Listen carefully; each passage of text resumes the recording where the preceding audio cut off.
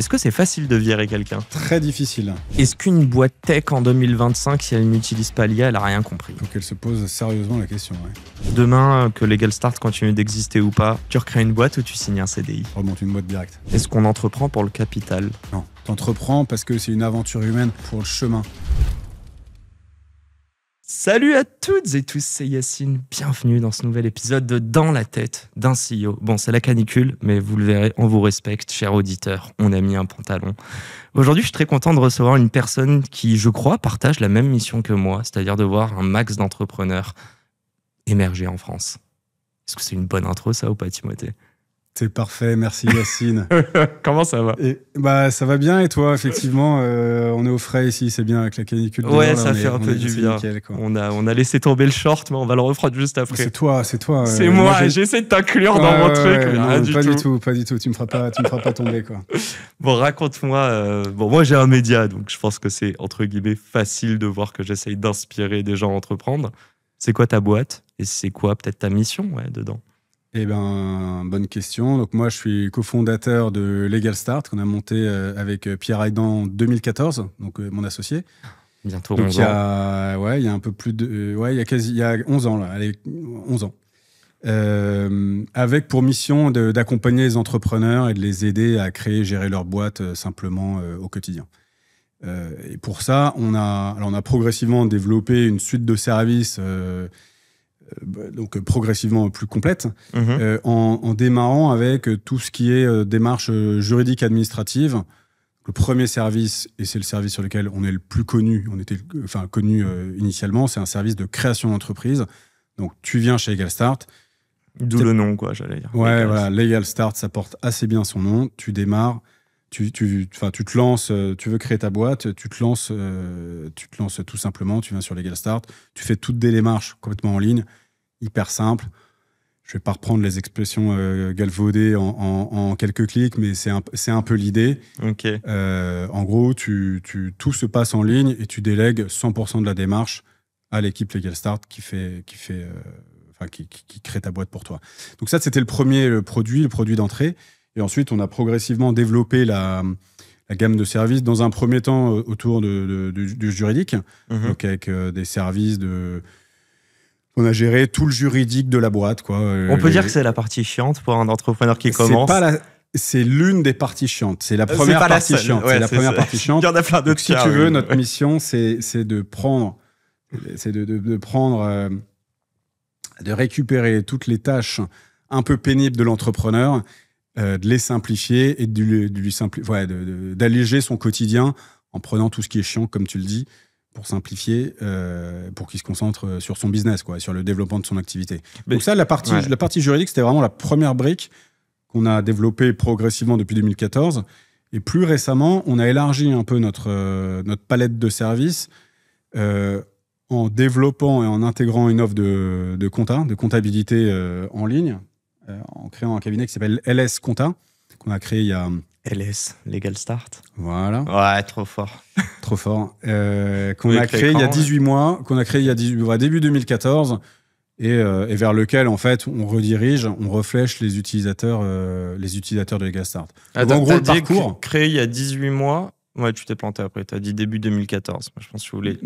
Pardon, 2014, c'est la création de Legal Start. Excuse-moi, j'ai peut-être fourché. Mais il y a 18 mois, on a lancé 2024. Début 2024, okay. On a lancé le cabinet LS Compta. Donc l'idée, c'est de flécher, de rediriger les utilisateurs du service juridique qui ont aussi besoin de services de comptabilité vers l'offre LS Compta. Et donc évidemment, ça fonctionne assez bien, quoi. Ouais. On essaye de progressivement combler les besoins de l'entrepreneur. Tu me faisais part tout à l'heure de tes... je voulais en parler juste après. Mais allez, vas-y, spoil, c'est pas grave. Petit spoiler, mais effectivement, ouais, tu me faisais part de tes problématiques juridico-fiscales. De mes galères. Ouais. De tes galères comptables, de tes galères administratives au sens large. Il y a d'abord eu galère de trésor, galère comptable, et maintenant galère légale. Donc on est partout, là. Voilà. Donc, on est dans la sauce. Legal Start, c'est la solution pour toi. Et d'ailleurs, tu as rendez-vous avec quelqu'un avec Victor de chez nous. Voilà, et c'est moi qui t'ai demandé il y a même pas une semaine, après notre call, je t'ai dit en fait, non, Je t'avais dit, ouais, on en parlera post-podcast, et je t'ai dit, non, enlève-moi ce pain, cette douleur. T'as pas voulu attendre. Non, clairement, et en fait, j'ai besoin de me projeter, tu vois, je te disais, j'ai voulu passer, je pense que c'était il y a... J'ai dû vraiment allouer, tu vois, 4-5 heures à ça, je me suis plongé dessus, et j'ai dit, ouais, non, en fait, je veux déléguer ça. Et on va en parler, parce que je trouve aussi que j'ai longtemps adopté cette... Moi, allez, je dénigre. Je me dénigre, c'est pas très grave. Cette posture du crevard, où au début, t'as pas d'argent et chaque centime que tu dépenses, tu te dis, attends, est-ce que moi, je peux pas le faire tout seul ou est-ce qu'elle est la valeur ajoutée? On va aller là-dessus, on va avoir un très bon use case et je vais pas brosser dans le sens du poil, donc attention. Mais avant ça, j'ai une question, on va prendre juste un peu de recul et c'est vraiment la question qui est la plus importante pour moi dans tout ce podcast. À titre perso, hein, ça m'intéresse. Pourquoi les entrepreneurs? Pourquoi les entrepreneurs? Pourquoi on accompagne les entrepreneurs? Et ça devient d'où ton référentiel de l'entrepreneuriat?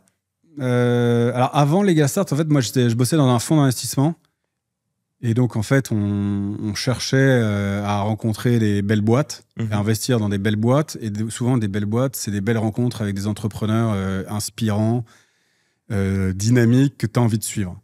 Et en fait j'ai passé 6-7 ans à faire ça. Okay.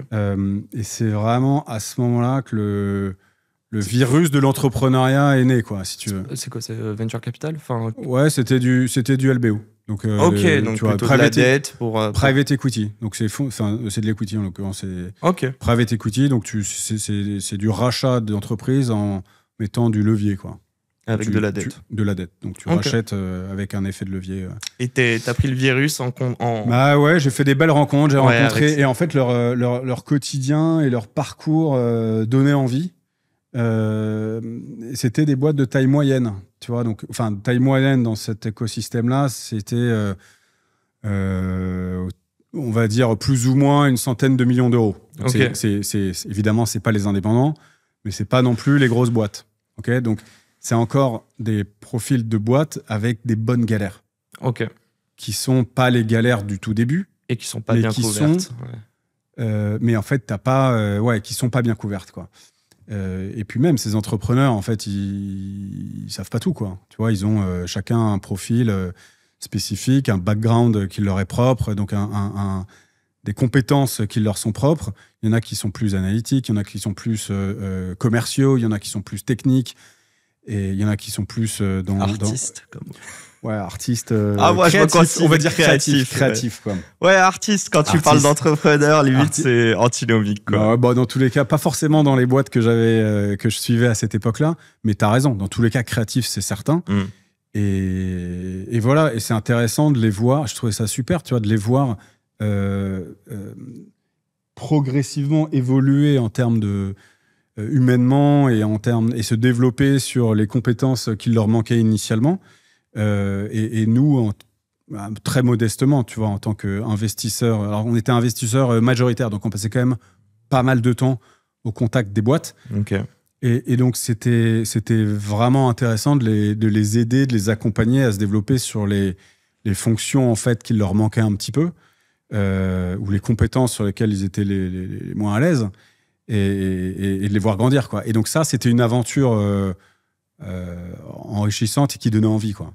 Est-ce que les côtoyer, et d'ailleurs dans la question, est-ce que toi avant ça tu avais un référentiel en termes d'entrepreneuriat dans ta vie, même plus jeune, tu vois, ta famille ou autre? Non, pas trop. Honnêtement, même pas. Moi, mon père a été cadre, tu vois, dans une entreprise chez ExxonMobil pour trahir le nom de la boîte, et pendant tu vois, des dizaines d'années, quoi. Donc en fait, c'était vraiment l'autre génération, quoi.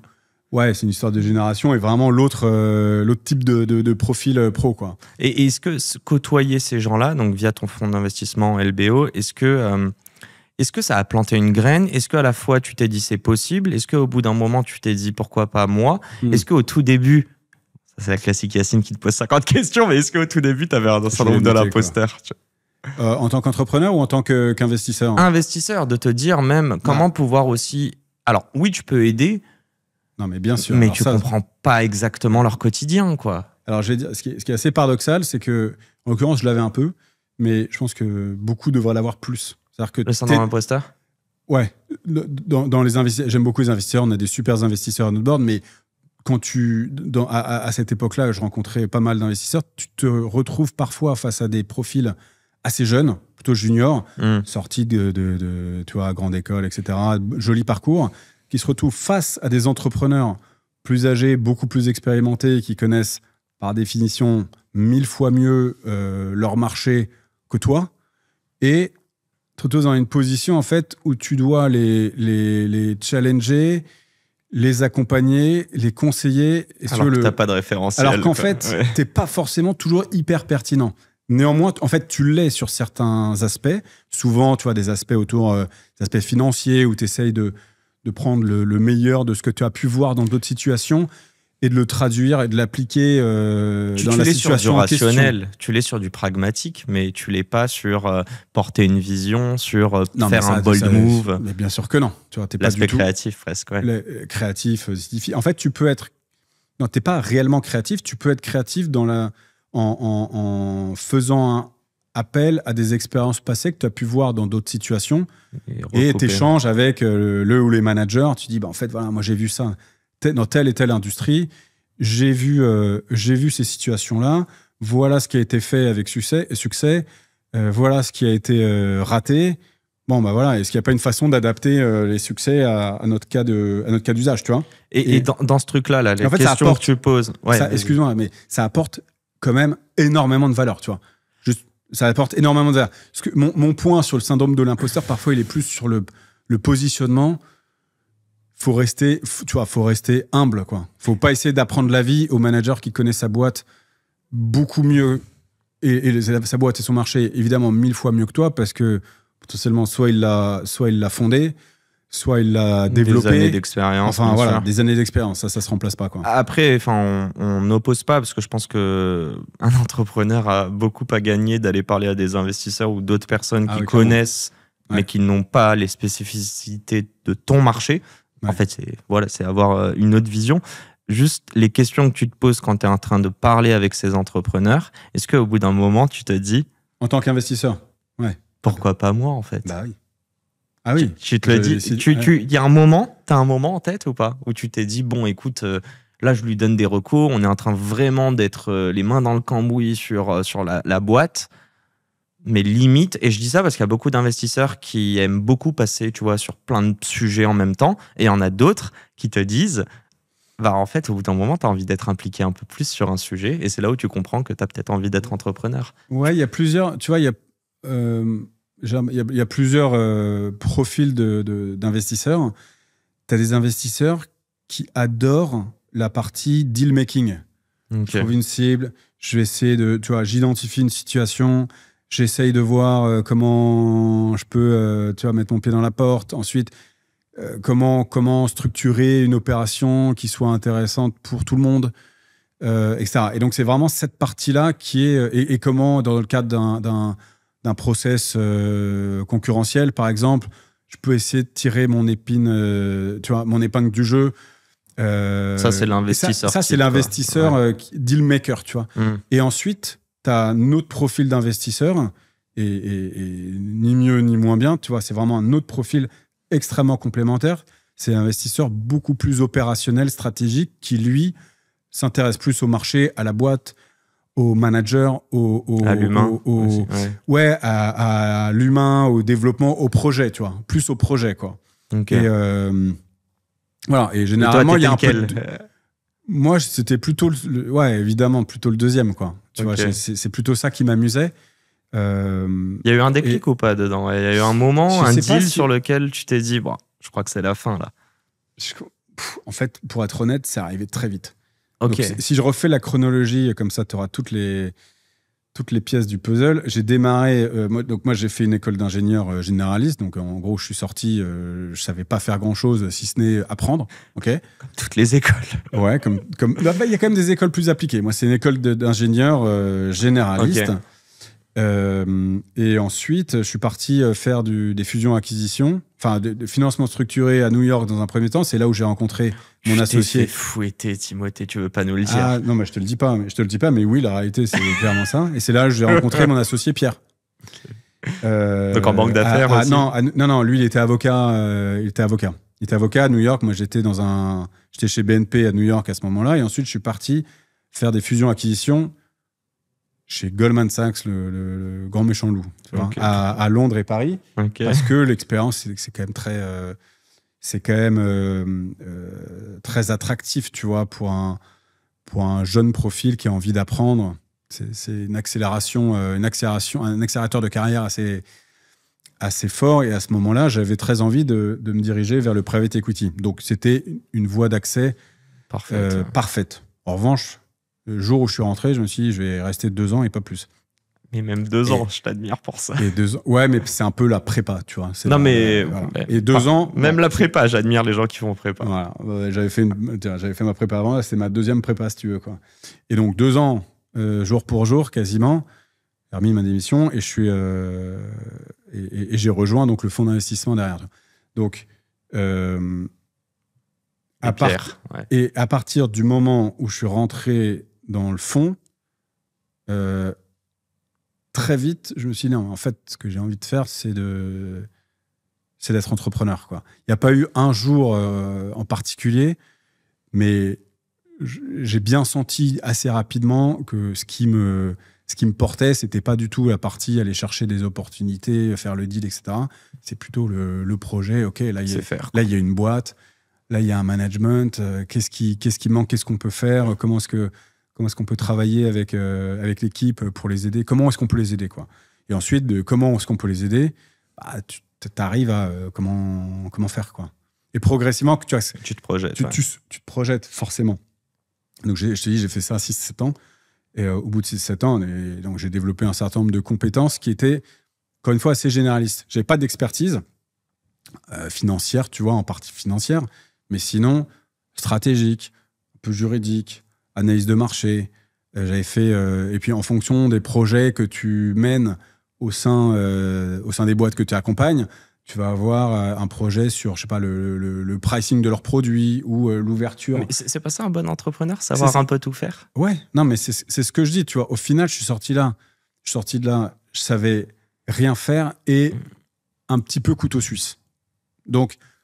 et donc, quand on s'est lancé avec Pierre sur le projet Legal Start, en fait, lui qui avait un profil expert, enfin, tu as un profil métier en étant avocat. Sur le légal, ouais. Il a évidemment pris en charge toute la partie métier du projet. Et moi, j'ai pris en charge la partie plus business, tu vois. Donc, j'ai pris le produit, la tech. Bon, par la force des choses. J'ai pris la partie marketing par la force des choses. Mais j'avais jamais fait de marketing, jamais fait de produit, jamais fait de tech. À la limite, la seule chose que j'avais faite, c'était de la finance avant, tu vois. Et le reste, t'apprends sur le tas, quoi. Non, mais t'as fait un truc, on va en reparler, mais t'as fait de l'humain aussi. Et de l'humain. Et voilà. De l'humain avec des profils très différents, je pense. Ouais. Ouais. On va rentrer dans... Moi, je veux grave comprendre un petit peu l'évolution de la boîte, surtout qu'elle a 10 ans, que je suis sûr qu'il y a de l'IA qui rentre aujourd'hui et qui a 10 ans. On en parlait, mais je suis pas sûr que c'était de la Gen AI, donc je suis pas sûr que c'était un sujet que tu prenais à bras le corps. Non. Question toute simple, je parlais de l'association. Qui a convaincu qui? Et comment vous vous êtes rencontré avec Pierre?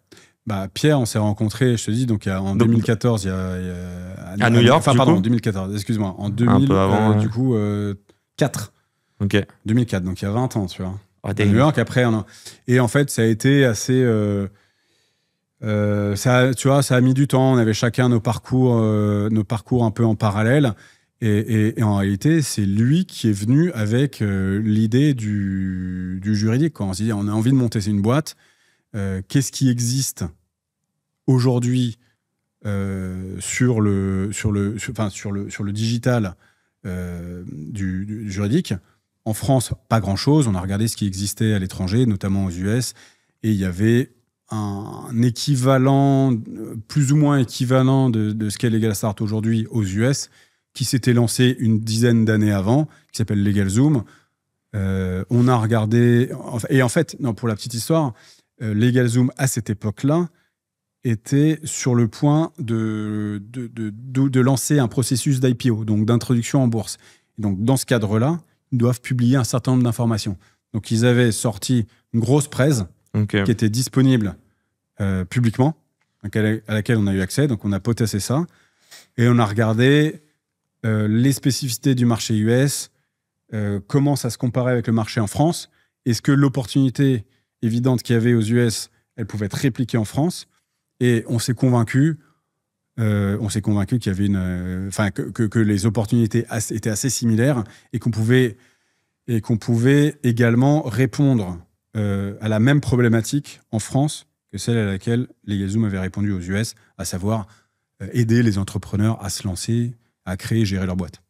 Okay. J'ai l'impression, dis-moi si je me trompe, en plus j'étudie au Canada, donc j'ai vraiment une bonne impression. Ah ouais, okay. Je fais 4 ans au Canada. Cool. Une boîte, tu la crées en une après-midi là-bas. En France, ça prend beaucoup plus de temps, en tout cas historiquement. Est-ce que justement, quand tu commences à regarder LegalZoom, c'est le même pain qu'ils ont, c'est le même problème auquel ils répondent? En fait, il y a 20 ans, c'était plus dur aux US de créer une boîte. Ouais, mais ça l'est encore aujourd'hui et c'est différent d'un État à l'autre. Sauf dans le Delaware. Non, mais la beauté du modèle en France, c'est que ça fonctionne de la même manière que tu sois à Paris, Lyon, Marseille, etc. Tu as quelques spécificités citées dans les territoires, mais sinon, c'est la même chose. Okay, et donc, en fait, ce que tu fais en développant... Donc, tu peux scaler ça assez rapidement pour autant que tu arrives à attirer suffisamment de monde sur ton service. Aux US, ils ont dû développer le service... Ils doivent développer... Sur 50 États. Ouais, sur tous les États, avec potentiellement des spécificités, même jusqu'au comté. Donc, plus simple pour nous, même si, tu l'as souligné, en France, ça reste quand même hyper compliqué. Et plus ils veulent simplifier, plus ils complexifient, plus les gens sont un peu perdus, quoi. Donc, dans tous les cas, quoi qu'il se passe, nous, finalement, notre business, c'est d'accompagner, c'est de simplifier la complexité administrative en France, tu vois. C'est de la rendre accessible et te permettre à toi, entrepreneur, de déléguer tout ça et de pas t'en soucier. Donc tu dis, on le crée en une après-midi au Canada, c'est ce que tu m'as dit? Ouais, il me semble que c'est ça. Après, c'est les non, rapidement, tu vois. Très rapidement. Dans tous les cas, effectivement, en France... Je crois vraiment ils disent une après-midi au Canada. C'est pas du tout ça. Peu importe le type de boîte que tu veux créer. Aujourd'hui, c'est plus simple. Notamment avec Legal Start, mais c'est plus simple aujourd'hui. Aujourd'hui, c'est une boîte. En fait, tu le fais online, t'as plus besoin d'aller au tribunal de greffe. Non, mais c'est-à-dire que c'est beaucoup plus simple de le faire pour toi. C'est-à-dire que nous, on a développé une expérience pour l'utilisateur très simple. Donc, tu fais tout en ligne, tu vas sur le site, tu réponds à tes questions, tu mets tes justificatifs, tac, progressivement le parcours a intégré toutes les demandes juridiques. Ouais, mais toutes les features classiques maintenant de reconnaissance automatique. Tout se fait très facilement sur ton mobile, sur ton desktop, comme tu veux. Derrière, en revanche, on a mis en place tout un système et un process de validation automatique de ton dossier. On repasse derrière, donc tu as une couche manuelle encore, donc de plus en plus faible. Tu parlais de l'IA, clairement, l'IA nous aide à on va parler de l'impact de l'IA sur les 2 dernières années. Ouais. Et donc ça nous aide grandement à automatiser progressivement davantage nos process. Mm-hmm. Néanmoins, il reste encore une toute petite partie.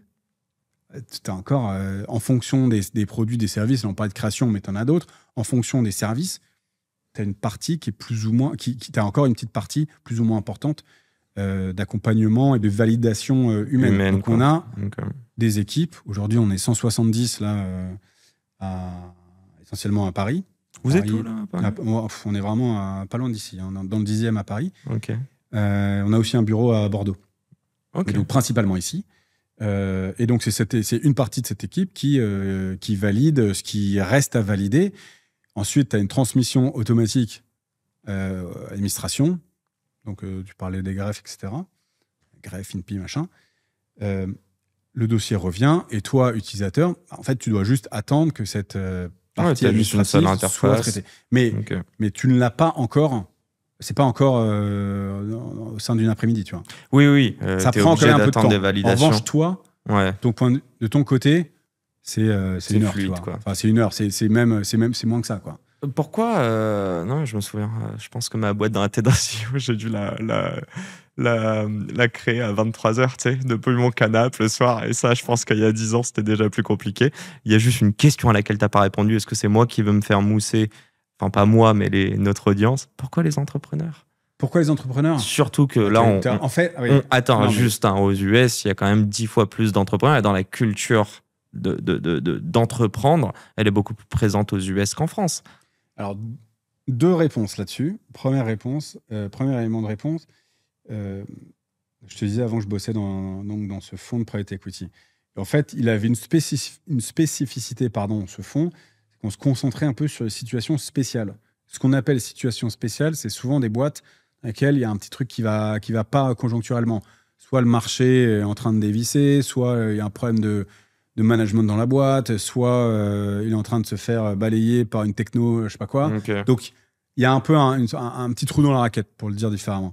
Et en fait, ça, alors c'est challenging, tu vois, donc c'est intéressant, c'est stimulant, mais tu as une forme de négativité intrinsèque à la problématique qui peut être un peu, que moi j'ai trouvé au bout d'un moment un peu pesante.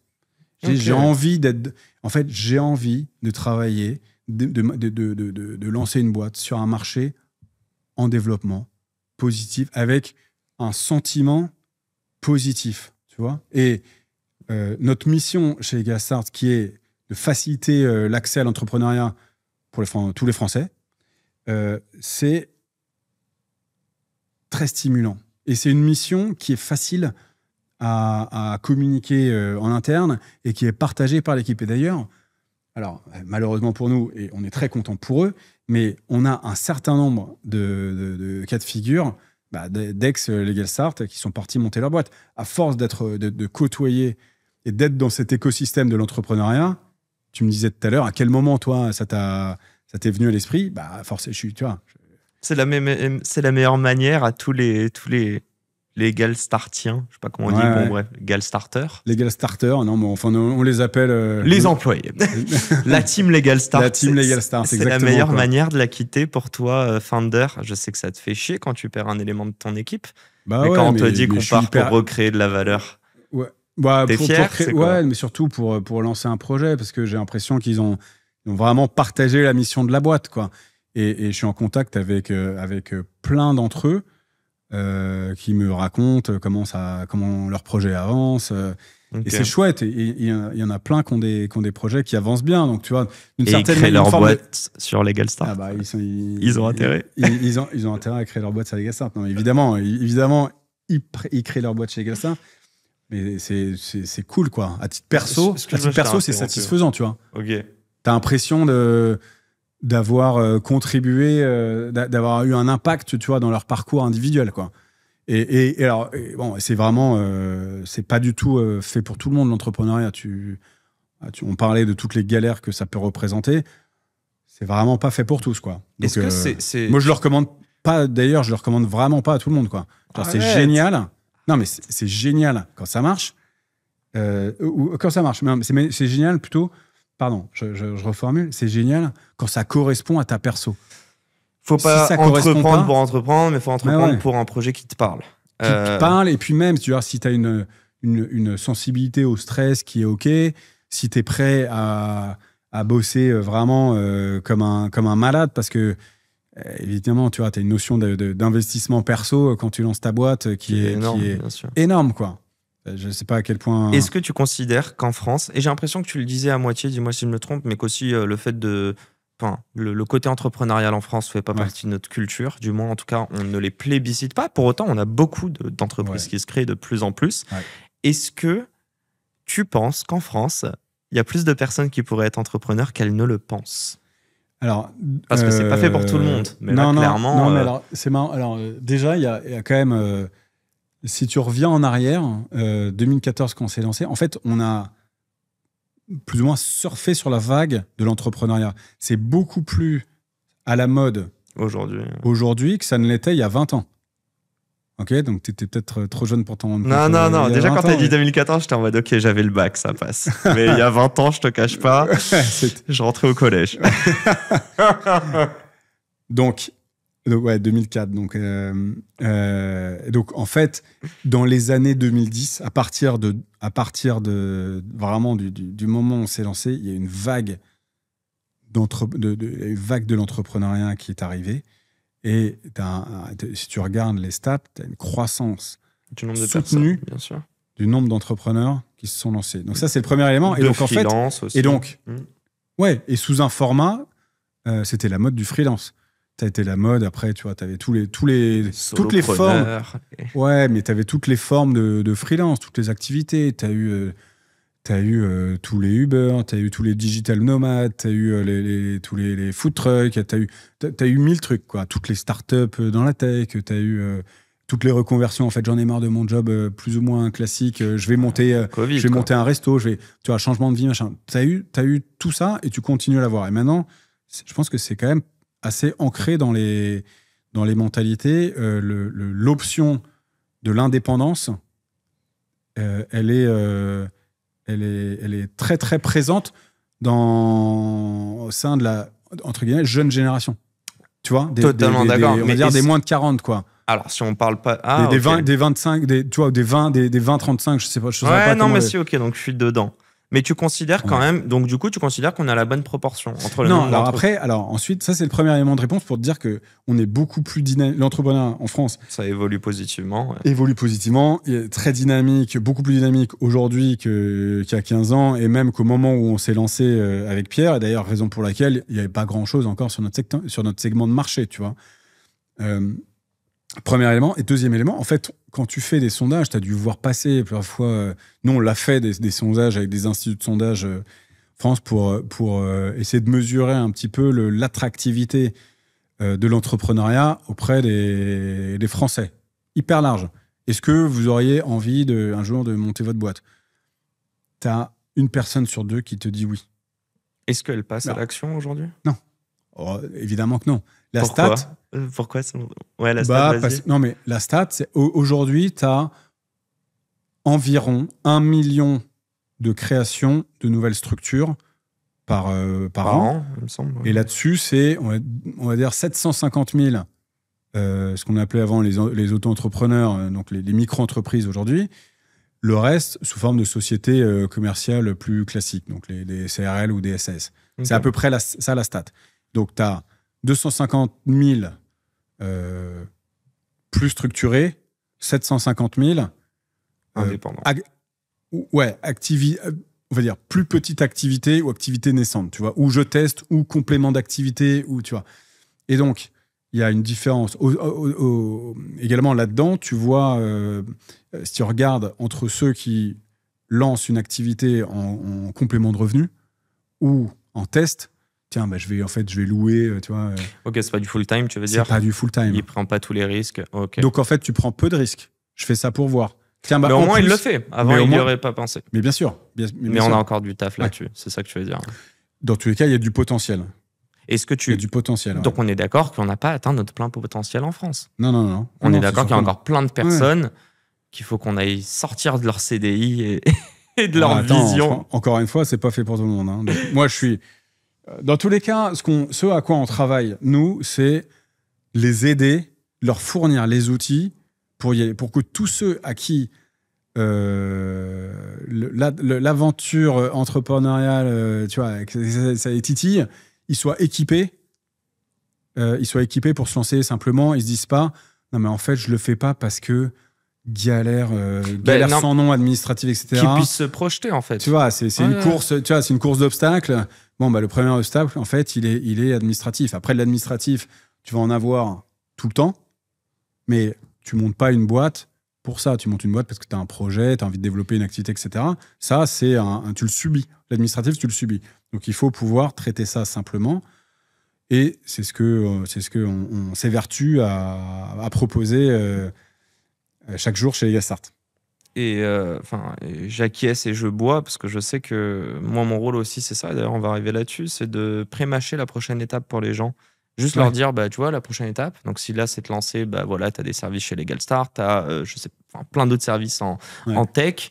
Et puis, j'invente, tu es allé chercher tes premiers clients. OK, comment tu fais pour passer à la deuxième étape? Et moi, l'idée à travers le podcast, c'est aussi de partager votre expérience, pas la mienne, car elle est limitée pour le moment et que je suis le premier auditeur de ce podcast.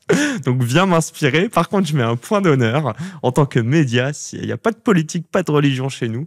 Mais par contre, je vais être clivant sur une chose, c'est que je ne comprends pas, et je le dis fort, que 88% de la société active française soit salariée. Salariée. Moi, je comprends pas, sachant que, et je crois que c'est ma stat faite par Yacine, quelle humilité, 100% de nos idoles de jeunesse ne sont pas salariés. Il n'y a aucune idole de jeunesse qui est en CDI. J'en connais pas, moi. Et donc là, je me dis, il y a un écart entre les deux. Et si on revient bien avant, même à la préhistoire ou quoi, bah oui, il y a toujours eu des gens qui ont créé de la valeur et d'autres qui ont rejoint des mouvements.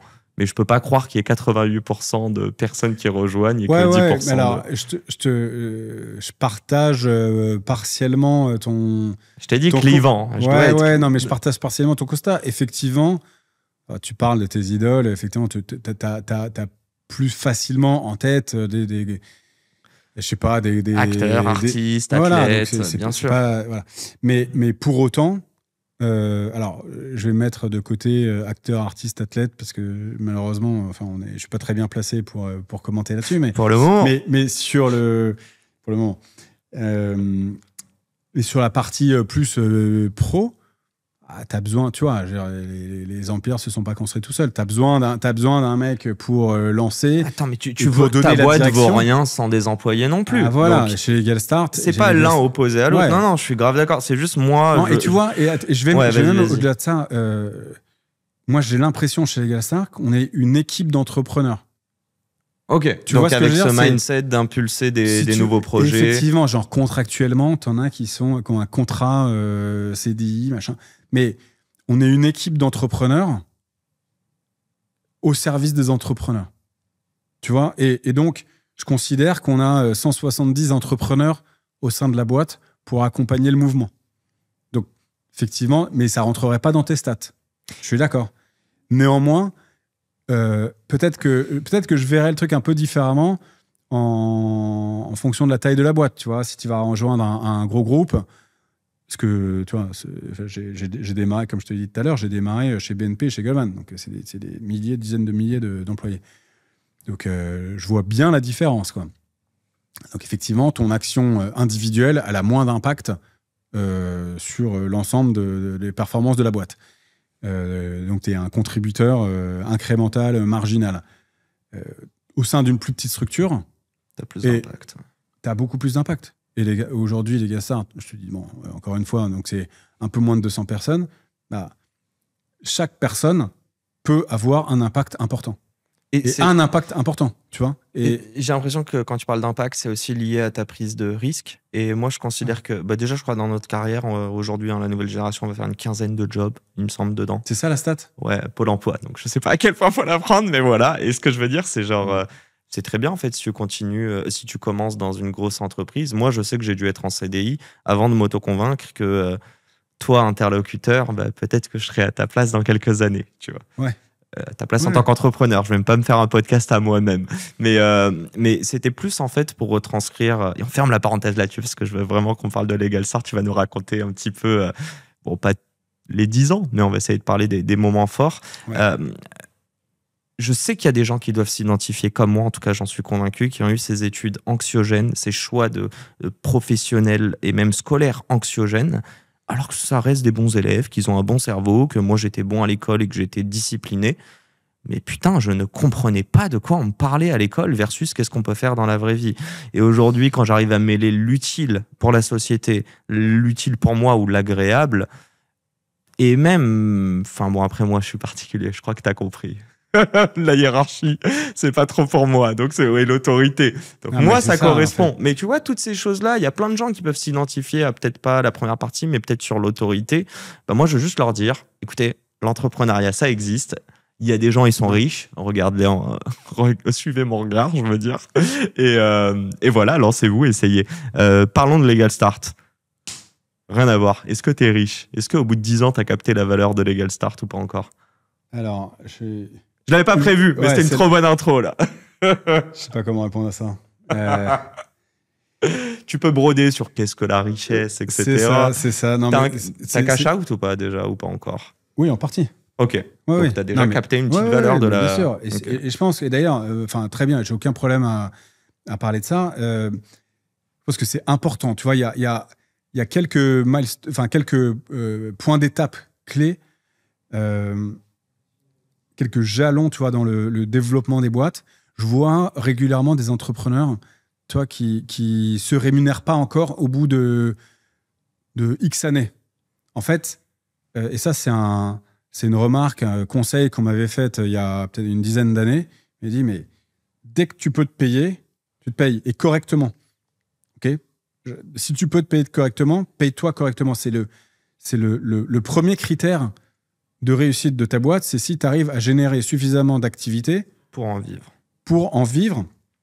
Comme ça, sereinement. Il n'y a pas au lance-pierre. Tu vois. Ouais, pas, bien sûr. Pas flipper à chaque fin de mois. Évidemment, en France, on a un cadre, on a un cadre magique, et tu peux être aidé pour créer ta boîte pendant les 2 premières années. C'est incroyable. Je crois que tu allais parler des impôts, c'est pas ça. Non, je parle pas des impôts. Évidemment, en France, on paye beaucoup d'impôts. Mais... Ouais, ça, c'est un autre sujet. C'est le revers de la médaille, le chômage. C'est un autre sujet, mais tu vois, lancer une boîte en France, c'est paradoxalement beaucoup plus simple que ça ne l'est, ou moins coûteux, ou moins risqué, plutôt, que ça ne l'est ailleurs. Ou t'es aidé, en tout cas, financièrement. T'es aidé pendant les 2 premières années. Donc, tu peux te dire, OK, pendant les 2 premières années, c'est entre guillemets, plus facile de prendre le risque. Tu te payes pas, tu as 2 ans pour voir. Donc, en fait, la première vraie échéance, c'est au bout de 2 ans, qu'est-ce qui se passe ? Est-ce que tu es capable, est-ce que tu as suffisamment développé ton activité pour pouvoir commencer à en vivre correctement ? Oui ou non ?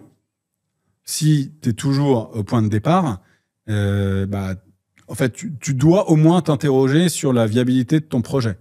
Soit c'est normal parce que en fait, c'est un projet de développement long, ça prend du temps, et il faut que tu lèves des fonds, etc. Et donc, c'est normal, c'est le cycle de vie de la boîte. Soit c'est une activité qui n'a pas démarré parce que tu n'as pas encore vraiment trouvé ton marché. Et là, il faut que tu te poses des questions plus fortes, tu vois. Itérer. Ouais, et peut-être itérer, ou essayer de changer quelque chose, ou tu vois, au moins te rassurer il faut qu'il y ait certains signaux rassurants pour t'inciter à continuer. Et si au bout de 3 ans, 4 ans, tu es toujours t'es toujours au stade où en fait tu te rémunères mal, pas ou peu, peut-être qu'en fait c'est juste le projet qui n'est pas viable, tu vois. Il faut peut-être essayer de changer. C'était quand votre premier salaire avec Pierre ? En fait, c'était au bout de 2 ans. Ouais, 2 ans. En fait, ce qu'on s'est dit avec Pierre, c'est au bout de 2 ans, il faut absolument. Nous, on était tous les deux mariés enfants, donc tu vois, c'était et on était dans des schémas dans lesquels c'était initialement vraiment nous deux qui contribuions massivement, le plus fortement aux finances de la famille, tu vois. Donc, on avait 2 ans pour que ça marche d'une manière ou d'une autre. Et notre risque, c'était ça. Si au bout de 2 ans, c'est pour ça que la décision d'y aller, elle était relativement facile. En fait, notre risque, c'est quoi ? On avait on avait un bon CV, une bonne expérience pro avant. On avait 2 ans pour voir si ça allait marcher. Pire des cas, ça marche pas au bout de 2 ans. On arrête la boîte et on retrouve un job, moi dans la finance, lui en tant qu'avocat par ailleurs. Ça aurait été, pas de problème, tu vois. On aurait, sur le CV, potentiellement perdu 2 ans. En réalité, ça aurait été une expérience super enrichissante, 2 ans supplémentaires qui auraient été probablement valorisés. Mais voilà, si tu veux voir le verre à moitié vide, complètement, c'est ça. Ouais. Et donc aussi, en revanche, au bout de 2 ans, tu dois faire le point et voir ce que tu peux on fait le point, on regarde si on est capable de se payer. Et donc, progressivement, dès qu'on a pu, on a augmenté un peu, dans des mesures, tu vois, sans l'idée, c'était quand même d'investir dans le développement de la boîte plutôt que dans nos finances perso. C'est une question que j'allais te poser. Il y a des moments où vous dites, on s'augmente pas pour embaucher quelqu'un aussi. Mais bien sûr. Et faire croître la boîte et votre capital. Et la priorité, c'était ça. Ok. On voulait juste se mettre à un niveau viable qui nous permette de nous concentrer pleinement sur le développement de la boîte. C'est tout. Ok ? Quand tu es entrepreneur, le salaire, c'est annexe. Parle-moi du développement. On va rentrer un petit peu rapidement dessus. L'idée, c'est pas de faire année par année le bilan comptable, je te rassure. Ouais. Déjà, je suis chaud que tu me balances 2-3 chiffres que tu peux me donner. Je sais qu'il y a des chiffres qui sont publics, d'autres pas, mais juste comprendre un petit peu. C'est quoi les étapes clés ? Donc déjà, on a compris de 0 à 2 ans, pas de salaire. Déjà, après 2 ans, vous êtes combien ? Et tu vois, j'imagine que vous avez un seul produit au bout de 2 ans ? C'est vraiment juste la création d'entreprise. Je vais essayer de te résumer les grandes étapes clés de la boîte. Alors déjà, grande spécificité de LegalStart, c'est qu'on a autofinancé le développement. Ok, donc ça veut dire que comme je l'ai dit Vous à avez mis vos l'instant, billets. là. Ok. Non, mais ça, c'était nous au tout début. On s'est lancé, on a mis une mise de départ, mais qui était pas très importante. Hein. Ok. Et surtout que on a réinvesti, chaque année, on réinvestissait la totalité des bénéfices de la boîte dans la croissance. Donc, dans le recrutement, dans le lancement d'activités ou dans le recrutement. Donc, par opposition à faire appel à des investisseurs, que ce soit des banquiers ou des fonds. Donc, on n'a jamais fait rentrer d'investisseurs pour développer la boîte. Donc ça, Ok. c'est quand même assez particulier et relativement rare, quoi. Donc Ok. c'est ce qu'on appelle souvent le bootstrap. Tu vois, on était très bootstrappé. Et d'ailleurs, c'est resté très fort dans notre culture, dans notre ADN chez Gastart. Donc on dépense, on investit de manière très ciblée. Quand on décide d'investir, on investit. Mais contrairement à d'autres boîtes qui se sont développées sur des modèles de levée de fonds successives et qui investissaient plus rapidement, on va dire, et potentiellement de manière plus significative, nous, ce n'était pas le cas. On réfléchissait vraiment aux investissements qu'on voulait faire. Ok. On y allait, et quitte à ce que ça prenne un an de plus, tu vois. Mais au moins... Et pourquoi on a fait ça? Pour rester 100% maître de notre destin et voilà. Et garder toute l'equity. Bah, Ouais, c'est non, important quand même, non? Le garder l'equity, c'est une conséquence. Mais, Ok. Mais c'est pas l'objectif. Mais c'est pas l'objectif. Tu peux te dire, en fait, je vais lever 100. Ok, j'aurai plus que la moitié du capital au lieu de la totalité. Mais avec ces 100, je vais développer beaucoup plus. Et au final, les 50% vaudront plus que les 100% que j'avais avant. Tu vois. Donc le calcul, il n'est pas là-dessus. Et il dépend pas mal des situations, des besoins. C'est pas de la gouvernance, même? Le fait de toi qui as bossé avec d'autres investisseurs, de vouloir avoir, vous, la totalité en termes de décision? Ça, oui. Ça, oui. Ça, Ok. mais c'est sûr que je voulais qu'on reste. On voulait rester maître à bord. Et ouais, ça, c'est clair. Ça, c'est certain. Sachant que je venais de cet univers-là, je savais. J'avais quand même une assez bonne idée des avantages et des inconvénients d'avoir un fonds à son capital. Donc, on voulait pas le faire. Donc, je l'ai pas fait. On voulait le faire uniquement pour les bonnes raisons. Aujourd'hui, on a un fonds. Hein. Ok. Aujourd'hui, on a un fonds. Donc, ça depuis 2019. Ouais, mais c'est du cash out ou c'est de la levée? C'est un mix. C'est un fonds. C'est un fonds. C'est un mix. Bon, en tout cas, vous bossez avec un fonds. Non, mais c'est un mix. Et honnêtement, ils nous ont énormément apporté en matière de structuration de boîte. T'as eu besoin de te prouver de pouvoir faire ça pendant 5 ans? Toi et Pierre, du coup? Seul, tu veux dire? Sans un fonds? Non, franchement, c'était pas une histoire de se prouver quoi que ce soit. C'était vraiment une histoire de besoin. Est-ce qu'on en a vraiment besoin? Oui, non. Et en fait, là, c'est devenu comme une opportunité. Je t'ai dit, on était capable d'autofinancer la boîte. Donc en fait, on n'avait pas, c'était pas vital pour nous de lever des fonds. On aurait levé des fonds pour accélérer sur tel ou tel produit, tu vois. Donc c'était pas indispensable. On pouvait se payer. Okay. On a réussi à le faire. On pouvait se payer. Donc c'était pas vital pour nous. Donc on a préféré ne pas le faire. Voilà. Donc on va dire, ça c'est une spécificité de Legal Start. Donc il y a d'un point de vue gouvernance, en fait, on était indépendant jusqu'en 2019. Et en 2019, on a fait rentrer Isaïe. Donc, un fonds LBO d'Isaïe, qui est un fonds... Ah, c'est la partie LBO, ok. La partie LBO, ouais, parce qu'on était déjà... on avait une certaine taille et on avait un développement de croissance rentable. Donc, hop, on rentre dans leur poche croissance rentable LBO. Donc, par opposition à fonds de venture. En equity et early stage. C'est quoi l'enjeu quand vous prenez de l'argent avec eux? Et on part un peu dans tous les sens, excuse-moi. Je te ressens, Timothée, sur le... Mais ouais, là, tu me relances là-dessus. Moi, je te faisais la partie chronologique avant les 5 premières années sans, depuis, avec. Et ces deux phases différentes, très intéressantes. Maintenant, les décisions sont un peu plus collégiales, très challengées. Et on a vraiment des super sparring partners avec nous qui nous aident sur ce dont on a besoin. Donc ça, voilà, ça, premier découpage chronologique sur la gouvernance. Et ensuite, sur les grandes étapes clés, je pense que as des étapes en termes de produits. Donc, tu vois, pendant un moment, on s'est développé sur la création. Ensuite, on a élargi notre gamme de services avec tous les autres services juridiques, que ce soit sur le droit des sociétés, le droit du travail, le droit des marques, etc. Donc, qu'on a progressivement développé et intégré à notre gamme de services. Et ensuite, on a lancé, et plus récemment, en parallèle de ça, on travaillait avec un certain nombre d'acteurs, de partenaires, vers lesquels on redirigeait nos clients. Référencement, ok. Ouais, on redirigeait nos clients pour les services tiers, soit de la compta, du compte pro, de l'assurance, de la domicile, enfin, tous les services tous les services administratifs dont un entrepreneur peut avoir besoin. Et plus récemment, donc je te disais au début du podcast qu'on a lancé cette activité. Ça fait 18 mois qu'on a lancé l'activité LS Compta, donc le cabinet comptable Legal Start, qui fonctionne super bien. Et plus récemment, là, depuis le début de l'année, depuis Noël dernier, on a lancé notre propre offre de compte pro. Donc, maintenant, tu as la carte compte pro Legal Start.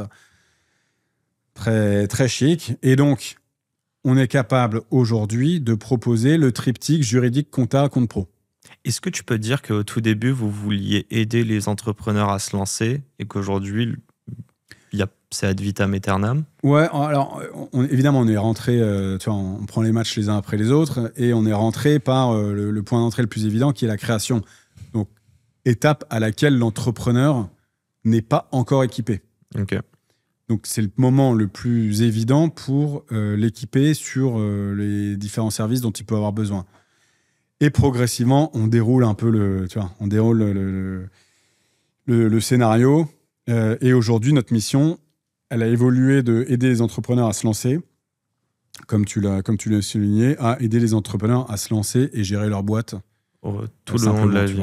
Ouais, allez, on va faire à créer et gérer, quoi. Mini use case. Attends, j'ai quand même, avant de te parler de la compta, pourquoi il y a 18 mois, il s'est passé un truc il y a 18 mois pour que vous vous disiez on doit adresser ces autres... Non, ça faisait un moment qu'on tournait autour du sujet de la compta. On a travaillé successivement avec un certain nombre d'acteurs partenaires. Et en fait, on a toujours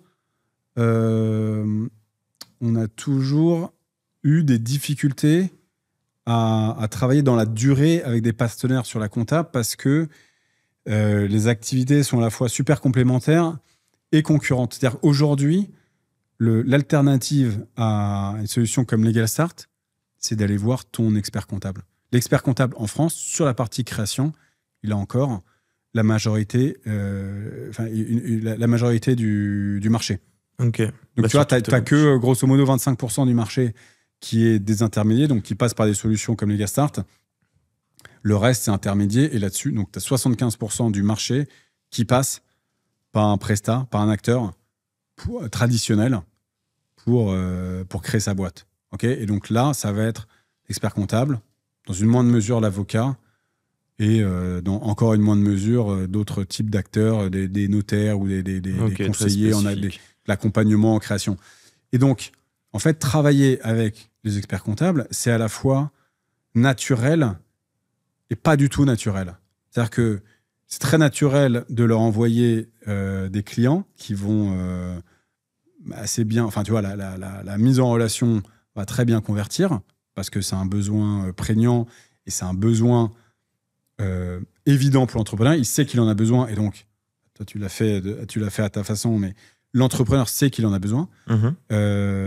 Et en même temps, la mission de l'expert comptable, ça va être d'accompagner l'entrepreneur tout au long de la vie de sa boîte. Donc derrière, il ne te refait pas forcément naturellement des passes. Tu vois, sur nos services qui étaient des services juridiques. En fait, tu es obligé de l'interner. Si tu veux remplir ta mission d'accompagnement de l'entrepreneur dans la durée, au final, tu es obligé de proposer ça. C'est une opportunité business en vrai. C'est aussi ça. C'est que c'est un potentiel. C'est-à-dire. Notre mission, c'est d'accompagner l'entrepreneur de A à Z. Mais il vous connaît déjà. Donc mais nous, c'est un business. Mais ça reste un business. Non, mais je vois. C'est pas caritatif. Donc nous, on va en faire un business rentable. Je veux dire, il y a pas de honte à le dire. Et donc pour ça, tu dois trouver tu dois répondre à un besoin de marché, tu vois. L'entrepreneur, il a un certain nombre de besoins. Tout début, il a besoin de créer sa boîte. Ensuite, il a besoin de faire sa compta. En parallèle, il a besoin d'une solution de compte pro. Derrière, il a besoin d'assurance, de X, Y, Z, tu vois. Et donc, tout ça, c'est des opportunités business. Est-ce que tu veux les internaliser ou est-ce que tu veux où est-ce que tu travailles au sein d'un écosystème de partenaires vers lesquels tu rediriges ces besoins-là, tu vois. Et donc, en fonction de la nature de l'activité, bah, tu vas choisir l'une ou l'autre des réponses, quoi.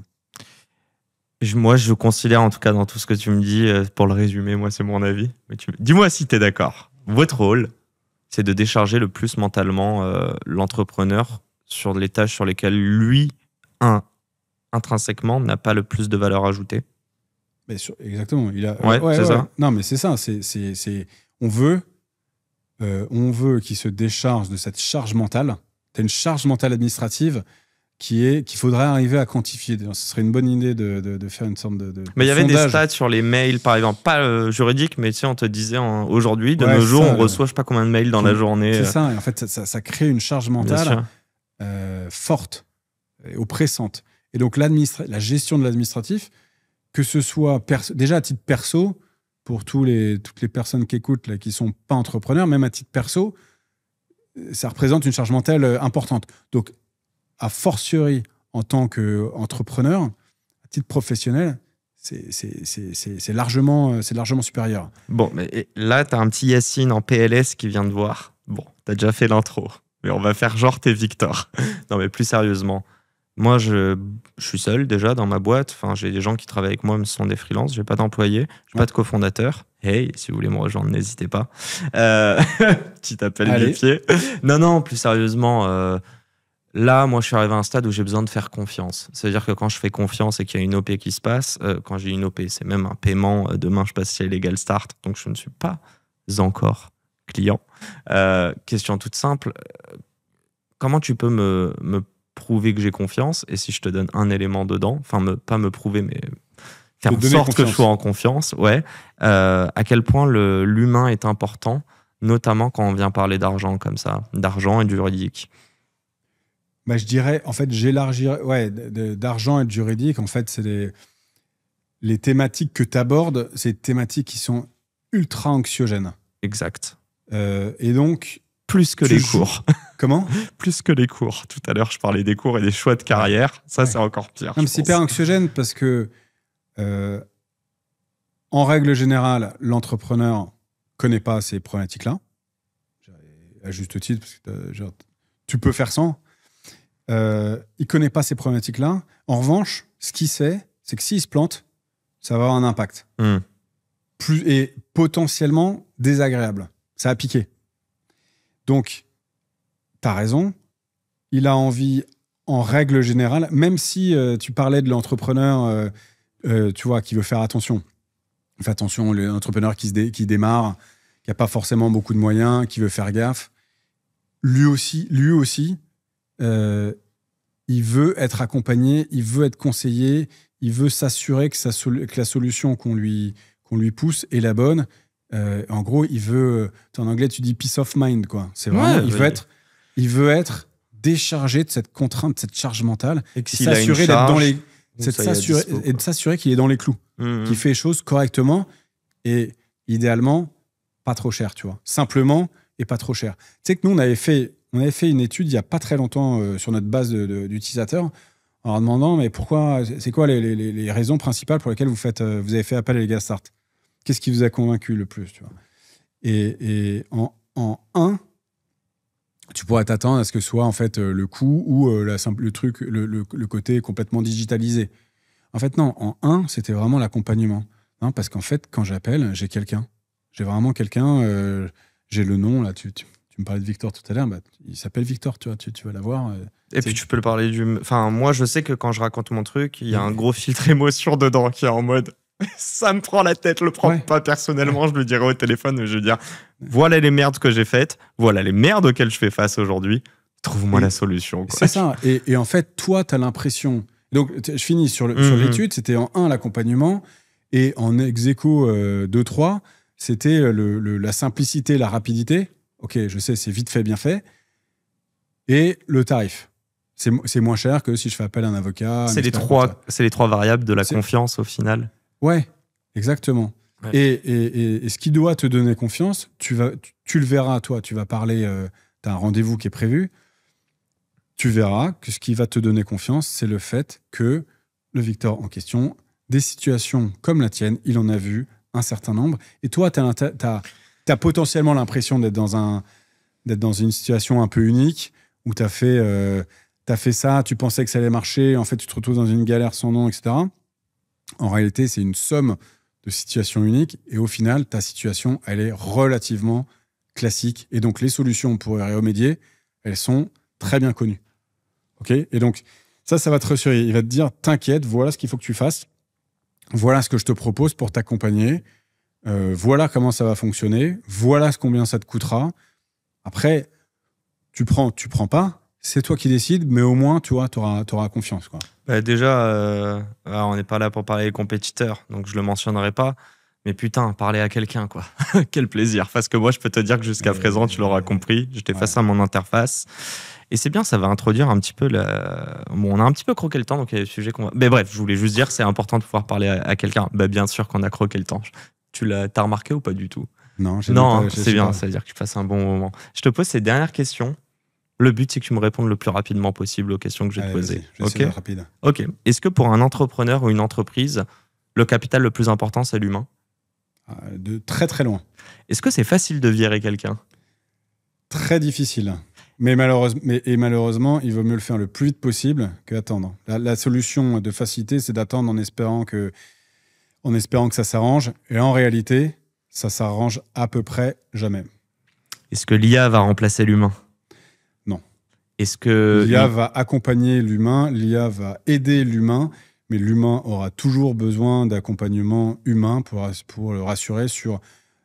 c'est l'histoire de niveau 1, niveau 2, quoi. Est-ce qu'une boîte tech en 2025, si elle n'utilise pas l'IA, elle n'a rien compris ? En tout cas, il faut qu'elle se pose sérieusement la question. Ouais. Est-ce que le légal pour un entrepreneur, c'est chiant ? Ouais. Est-ce que la compta pour un entrepreneur, c'est chiant ? Ouais.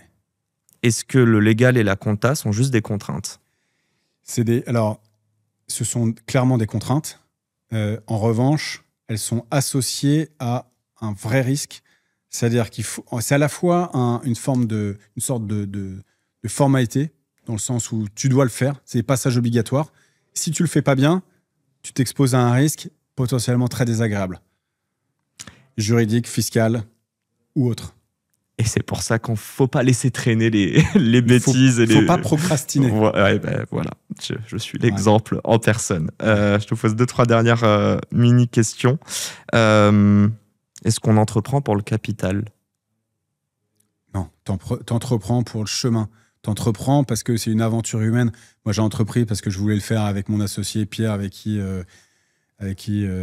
passe de super moments. Et ça fait 10 ans que c'est comme ça. Et c'est assez rare, je crois. C'est ça, c'est une aventure. Le capital, c'est la cerise sur le gâteau au bout d'un moment, potentiellement. Mais c'est l'aventure humaine principalement, quoi. Est-ce que tu aurais monté Legal Start sans Pierre ? Non, clairement pas. J'aurais pu monter, en revanche, pour compléter, j'aurais pu monter à peu près n'importe quel autre business pour lequel on n'aurait pas été complètement inepte. Mais Legal Start est plus un cas d'application qu'autre chose. C'était monter une aventure à deux avec un associé en qui j'ai pleinement confiance et avec qui ça se passe très bien. 2 dernières questions, rapides. Est-ce que si Pierre, demain, décide de voguer à d'autres occupations, tu continues Legal Start ? Non. Ok. Et est-ce que demain, pour vous deux, qu'est-ce qu'il y a ? Non, mais pardon, vas-y, je te laisse enchaîner. La suite. Si vous deux, demain, déjà, question, bonus. Ouais. Est-ce que Legal Start peut être revendu un jour ? J'en sais rien. Ça, franchement, il n'y a pas de... Enfin, tout est ouvert. C'est une aventure entrepreneuriale. Tant qu'on a des projets, et on en a plein, on a envie de continuer. Maintenant, faut jamais dire jamais. Hein. Et c'est ma dernière question. Demain, que Legal Start continue d'exister ou pas, en espérant que ce soit une bonne issue, donc on va dire une revente. Tu recrées une boîte ou tu signes un CDI? Compliqué ça. Je remonte une boîte direct. Direct? Ouais. Ah oui, non, je pense et tu le fais seul ou avec quelqu'un? Avec quelqu'un. Obligé? Ouais, obligé. Non, oui, parce qu'en fait, encore une fois, ce qui m'a le plus plu dans l'aventure, c'est l'association, quoi. C'est le choix de l'associé et l'expérience et le chemin, quoi. Encore plus que l'atterrissage, tu vois. Bon, un grand merci, cher Timothée. Full disclaimer, il y a 2 sujets que j'aurais voulu aborder un peu plus en profondeur. J'aurais vraiment voulu comprendre comment tu manages tes équipes en interne. Ok, bonne question. Et la deuxième question, on en a un petit peu parlé, mais c'était sur l'IA. Si j'ai bien compris, tu peux peut-être terminer là-dessus. C'est que ça aide vraiment beaucoup plus sur vos process en interne pour gagner du temps et de la réactivité. Ouais. Alors nous, on l'utilise un petit peu partout au sein de la boîte, effectivement, pour aider à différents endroits, que ce soit les équipes en interne ou l'utilisateur final. Donc lui, il le voit, il en bénéficie. Voilà. Ouais. Donc c'est un petit peu partout et c'est sur toutes les roadmaps de toutes les équipes. Et je terminerai là-dessus, mais si tu n'utilises pas de l'IA en 2025, c'est que tu n'as rien compris. Bon, je sais pas pourquoi j'avais la punchline de Free depuis tout à l'heure, mais ça rimait pas. Un grand merci, Timothée. Merci à toi, Yacine, pour le temps, c'était très cool. Plaisir partagé. Merci de t'être laissé cuisiner, parce que là, je t'ai vraiment cuisiné. Un grand merci à toutes les personnes qui nous ont écoutés. Un grand merde à toutes les personnes qui doutent. Continuez, pas par pas, et continuez à impacter notre société positivement.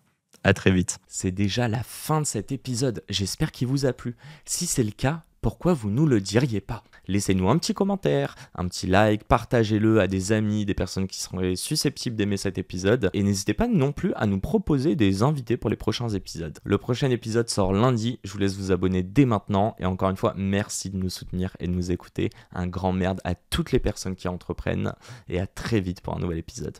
Ciao, ciao.